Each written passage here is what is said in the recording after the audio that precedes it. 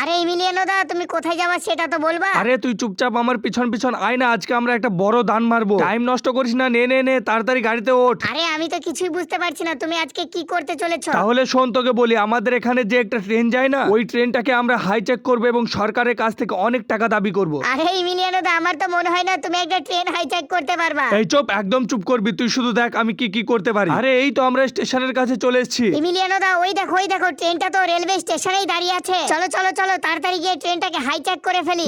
অতই সোজা train hijack করা? তুই চুপচাপ গাড়ি থেকে নেমে আয়, তারপরে আমি দেখছি কি কি করতে হয়। আরে আরে আরে, ট্রেনটা তো ছেড়ে দিয়েছে, তাড়াতাড়ি রেল লাইন থেকে পালা বল্টু। ও ইমিলিয়ানো দা, ট্রেনটা তো মনে হয় আমাদের গাড়িকে ধাক্কা মারলো। ও আরে আরে তুই চুপ কর, তুই তো ওভার অ্যাক্টিং করিস না, আমাদের গাড়িটা বুলেট প্রুফ আছে, কিছুই হবে না। চল চল চল তাড়াতাড়ি আয়, তাড়াতাড়ি আয়, ট্রেনের পিছন পিছন যেতে হবে। এই ট্রেনটাকে আমরা একদম ফাঁকা জায়গায় দাঁড় করাবো এবং তারপর হাইজ্যাক করব। আরে ইমিলিয়ানো দা, আমার কিন্তু ভীষণ ভয় করছে, আবার আমাদের কিছু হয়ে যাবে না তো? আরে তুই চুপচাপ থাকতে পারিস না নাকি? বন্ধুরা, পরবর্তী পর্ব দেখার জন্য ভিডিওতে লাইক দিয়ে চ্যানেলটা সাবস্ক্রাইব করুন।